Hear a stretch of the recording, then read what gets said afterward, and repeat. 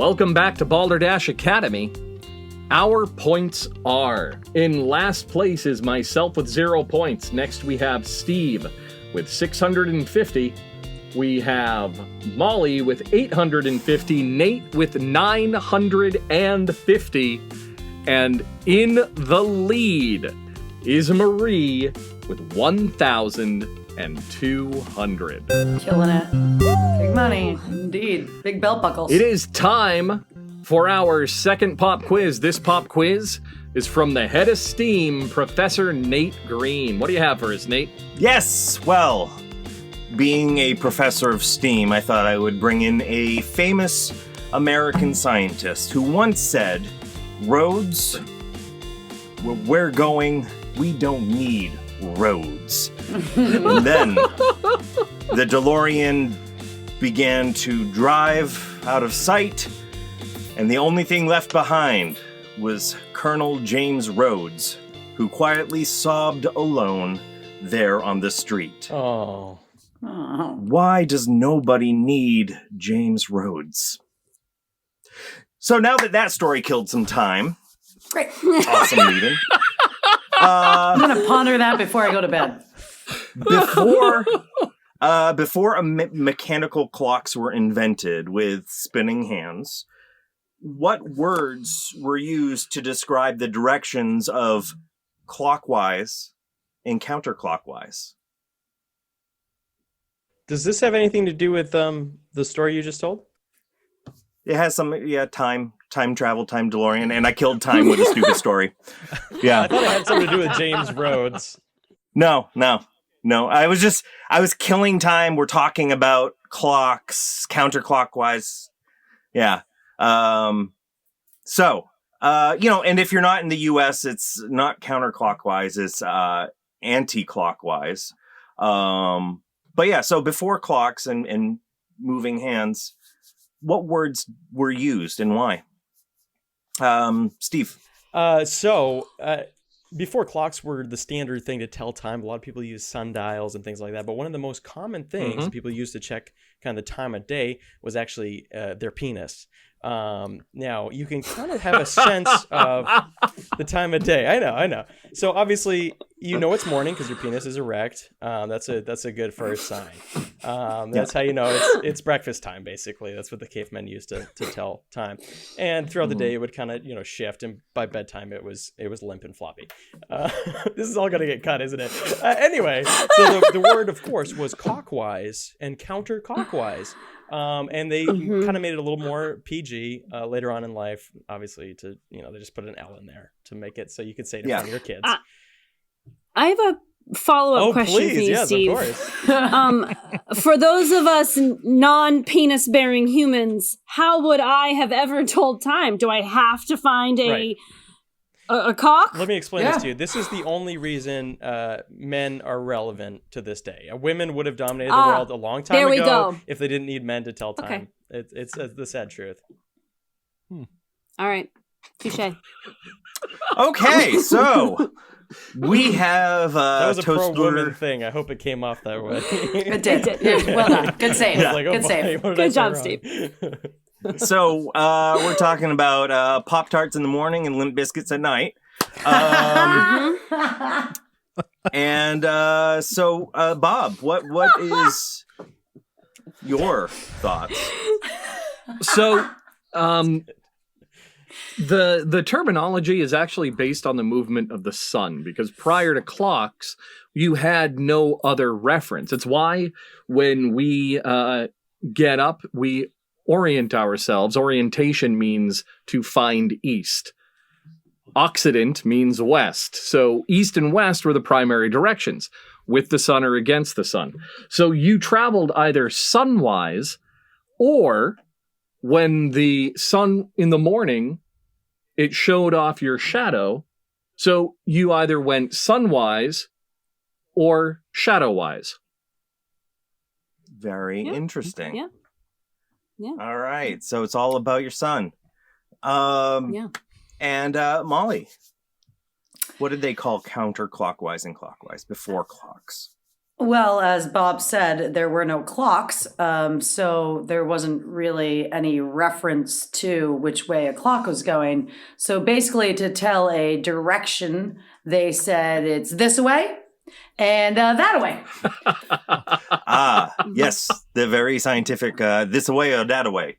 This way or that way. Yeah. Yep. Used a lot in Looney Tunes cartoons. Yes. Yeah, made popular. Often. Bye. Yep. Which way did he go? This way or that This way? way, that way. Yeah. Yep. Sometimes you just did it. Yeah. Sometimes they'd mix it up and their hands are crossed. And that's when confusion ensued and they decided that clocks needed to be invented so that they could clarify directional. Yep. The invention of Yep. clock science.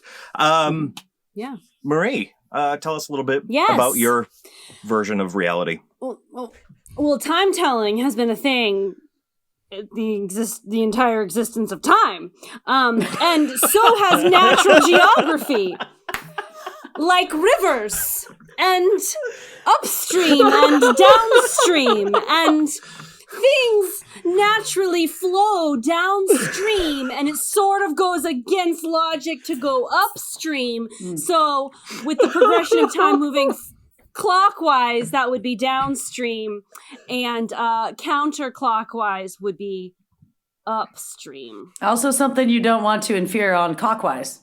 Right, Yeah. upstream. No. You gotta be careful with that. Never cross the stream. Never cross the Damn it, streams. Bob! I was gonna say that. Yes. Convergence. Convergence. So we got upstream, downstream, and I like that. Yeah, it's like if you don't have clockwise, counterclockwise, go with what you know. All right, so I'm gonna go from last to first again because that's how I remember things. Because that I'm old. So we have upstream, downstream from Marie. From Molly, we get this away or that away. Bob, we get sunwise and warm ass. What was the other one? Shadowwise, I think I said. I don't know. I wasn't listening. You know, Yeah, Sunwise Shadowwise. was saying Tolkien's wife Yeah. called him as well as a pet name, and that's where he got Samwise Gamgee, of course. Yeah. Yes. Yeah. And Steve, we have, you wake up in the morning and there's a little Pop-Tart. And then you got your Limp Biscuit at night. Little. And, they called it cockwise and anti-cock, whatever. But when the Neanderthals were out there, they didn't really have that MPAA rating. No. So It was a flaccid response. He tried. yeah. Anyway, let's get to the points. Before I give the real answer, Davey, what would you like to give away for your 80s themed pointages? Nate, I gotta give you an alpha circuit and take 50 away because I used to like Pop-Tarts. Oh, not anymore. And now I can't eat them ever again, and that makes me sad. If it makes it any, morning, if at it least. if it makes it any better, I wanted to go with toaster strudel, but they're not quite as firm. That's That's a good point. No. Steve, They do have cream on top. I wasn't I going to was go a there, drizzle but you went there. Here we go. I am shamed. Thoroughly shamed. Steve, you're getting a perm for Nice. 100 points beautiful. because of the utter conviction in your story. Thank you. And I really appreciated that. Marie, I'm going to give you another leather jacket for 300 points.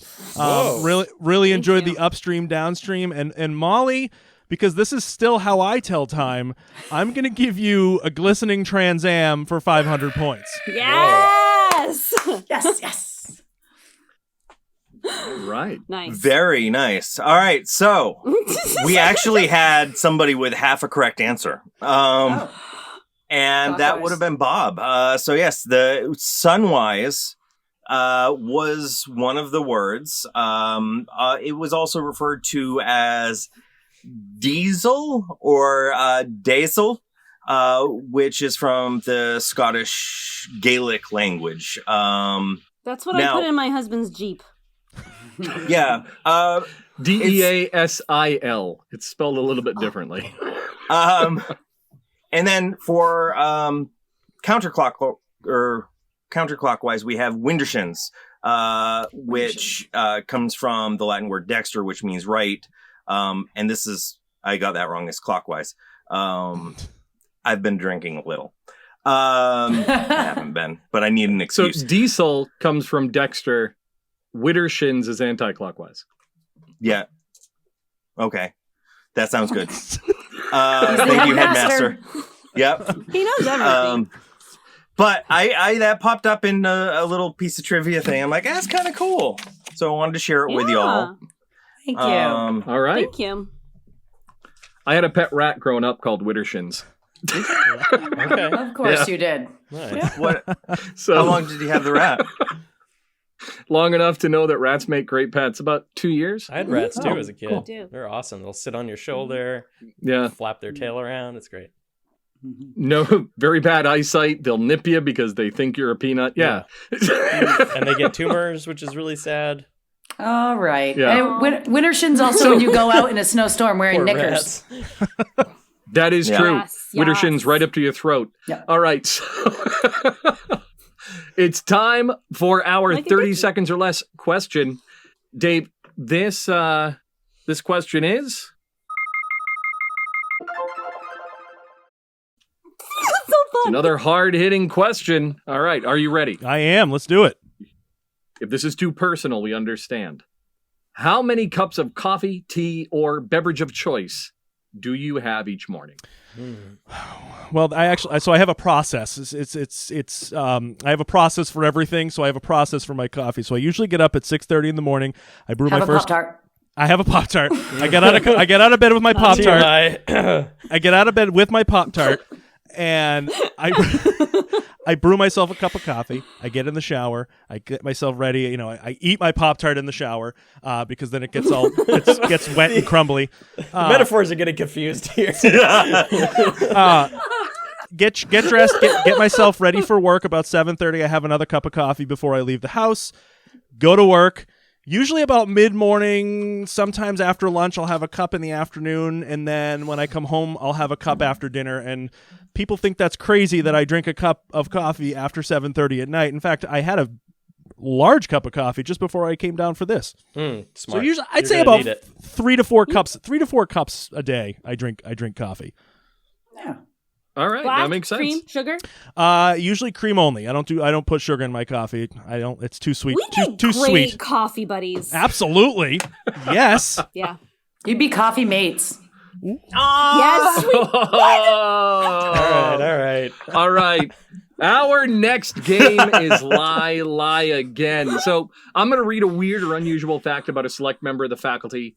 The statement can be true, or it can be a lie. So, as you know from previous episodes, our visiting professor and fellow faculty members may question the subject to discern whether or not what they're saying is the truth or a lie. Either way, the subject must try to convince everyone else that the unusual fact isn't actually true. No matter how weird it sounds, they have to. So, our statement is, so we all know Steve. We all love our coach. We know that he's a performer. Steve's actually performed at a ton of events. And in doing so, he's met some pretty famous people. And this story is no different. One time, he met Patrick Dempsey at an event. And in pure Steve fashion, pretended for several minutes not to know who he was. Isn't that right, Steve? That's exactly right. Thanks for bringing it up, Bob. All right. So who has our first question for Steve? Where were you? Where'd you meet him? Yeah. An event in Portland. What's the hotel across from the arena there? Holiday Inn by the Bay. Holiday Inn. Yeah, Holiday Holiday Inn Inn. by the Bay. It was kind of in the basement area where they do conventions and stuff. And that's where I met him. What was it for? It was I genuinely don't know, some sort of award ceremony thing. Patrick Dempsey was there, some other relatively well-known people. And Why were you There there? was a show. There was a show. Yeah, and, why were you there? Thanks for Thanks for that, Molly. I want to know if you got an award. No, I did not get an award. No, I was part of the entertainment. There was a show. There was also pre-show stuff, and I was doing some like interacting with the audience. And I was there with EP Bird, which I don't know if you guys know them. They're the Coca Mentos guys out of Buckfield, Fritz and Steven. And they were part of the show. So I was there kind of like playing with the experiments with guests, basically. All right. Any other questions? What did you talk about with Patrick Dempsey? There we go. What'd you say? What did you talk about with Patrick Dempsey? So the person I was working next to saw Patrick Dempsey coming over and was just like, no, you have to talk to Patrick Dempsey, basically. Like, they were too nervous to talk to him. So I was like, yeah, sure, I'll talk to Patrick Dempsey. So he comes over and I know it's Patrick Dempsey, obviously. There's like his face is on all the posters for the events, and there's like a full-size cardboard cutout of him. It's just like this whole event like around him. It's kind of creepy in a way. And then there he is, of course. And I'm like, oh, hey, I'm just, working with some of the experiments. I'm like, hey, how are you? Where are you from, basically? And he's like, oh, I'm from Buckfield. I was like, oh, you're from Buckfield? I'm from South Paris. And so we kind of talked about like the kind of the relationship between those two towns and kind of their rivalry and all that. So I talked to him for probably 10 minutes. His son was like playing with some of the experiments and stuff. Who was the person that you were standing with that was too embarrassed to talk to Patrick Dempsey? I don't remember the name, to be honest. It was somebody like, I got hired by the EP Bird guys to do it, and whoever one of the other people was. I don't know them personally. Sorry. How did it end? How did was it you like saying, okay, you, Mr. Dempsey, whoever you are, peace out. South Paris rules. Like, how did that end? Yeah, basically. I threw up some South Paris gang signs, and that was kind of enough to scare him off. No, he stood there and chatted for a while his son was like playing with it was like ice cubes and glasses and like finding ways of like flipping ice cubes into glasses. And his son was playing with that. I think basically once his son got bored, they walked off, and that was the end of the conversation. All right. Any other questions for Steve? Dave, do you have any questions? No. Okay. When was this? When? 2014. Okay. Something like that. In the fall? I don't know. Right. So you were not of drinking age yet? I don't think you were just a baby. I think I was baby Steve. Yeah, little baby Steve. No facial hair. Probably had more hair on my head, though. Simpler times. And hairier times. Hairier times, yeah. I don't think I was drinking age. That's a good question. Did you perform on the actual stage, like for the full audience, or was it just like a pre-show? I don't think I was part of that. I think I just did the pre-show stuff. Yeah. Again, you know my memory. It's so spotty. Yeah, I know. Yeah, that is true. Nobody can deny that. All right. Any other questions for Steve? How do you feel about that tactic? Is that the right way to approach a celebrity? Just pretend you don't know them and just have a genuine conversation, or that's what I would do. Okay, probably. It just seemed like the right thing to do. That's how I appreciate it when people talk to me, at least. Right. I know that. I'm trying to treat me like a regular when person. my fans come up, I just kind of like. When I approach people, nobody knows me.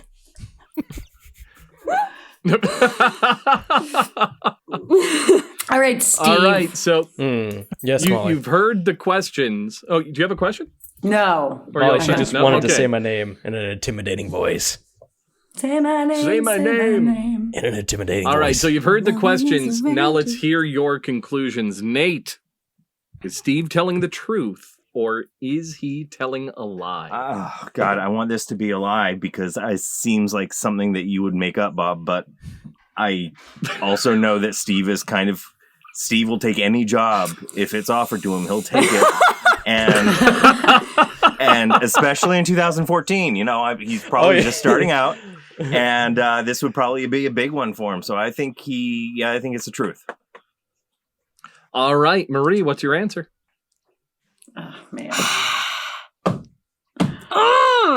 Okay. So I think that Steve did this show. I think that Patrick Dempsey was there. But I think he's lying. All right. Molly, what's your call? You think he's lying? All right, Steve. All right. I think This is I tough. think there's a lot of play here. Yeah. I think Yeah, there is. Patrick D, he comes into Lewiston a lot for like Dempsey Challenge, Dempsey Center, stuff like that. I wonder what would be happening at Portland, unless he's like doing a fundraiser there. I bet there was some sort of show that you were at, but I think you're lying. I think it's a lie. Beak. All right. A lie for Molly. Dave, what's your call? You know, I'm gonna have to say that I think this is a lie. And I'm gonna base this on my own personal experience with celebrities. I've met 3 celebrities in my life, and I remember every single facet of every moment that I met and interacted with the celebrity. And I don't know anything about Steve's memory, but it just seemed like his memory was a little too shady and a little too unclear to remember his interactions with Patrick Dempsey. I'm gonna go with lie. All right. So we have Nate with the truth and then 3 lies. Steve, what's the story? Yep, go on. If Patrick Dempsey was a roller coaster, I would agree with David. See, I remember everything about roller coasters. I, however, do not remember everything about meeting celebrities because that story is 100% true.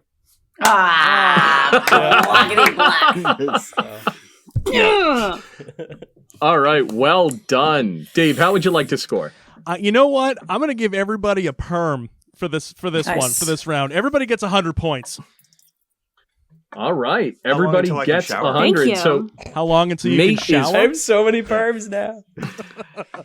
Nate's finally up to where he was 3 segments ago. Before I got All it. right. So all right. That changed the board. Our scores are I'm in last place with 0 points. Next, we have Steve with 850 points, Nate with 1,000, Molly with 1,500, and in the lead is Marie with 1,600 points. Whoa. Join us when Whoa. we return That's close, with our baby. That's halftime. big money. That's huge. Nail biter. Join us when we return with our halftime with Coach Steve and Mask Charades, only on Balderdash Academy. Go Dashers! Wow, that's a close game. Molly proves that the person performing the charade isn't always left out in the cold. Finally. And Coach Steve introduces an amazing new halftime game right in time for this season's final episode. Well done, Coach. Frankie Francisco. Is it a real name? Marie's not sure, even though she does know someone with that name. Bob remains consistent and Nate ignores his phone a friend. Catch it only on Balderdash Academy.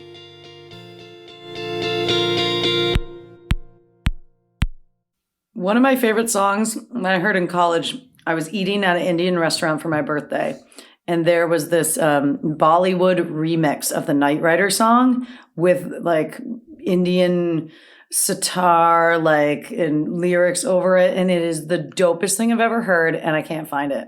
Yeah. Well, that sounds amazing. It was so dope. It was on a CD I had, so Moments later. guys, I found it. Wait, did you really? Yeah. Punjab MC, Knight Rider Bhangra. Yeah, let's play this shit. Can I share my sound? Yeah, I'm sharing you now. Let me, This song is All right, you're so allowed. good. Moments later, with music playing that we left out to avoid a copyright strike. Yeah, I'm picking this up after. Yep. Yep. That's You're You're all happening. very welcome. Thank Don't Do I write get it- any points for that? You know what? I'm going to turbo boost you on that one. Yes. Wait, we can't do off air points. It gets very confusing. For complete episodes and more, visit us at balderdashacademy.com.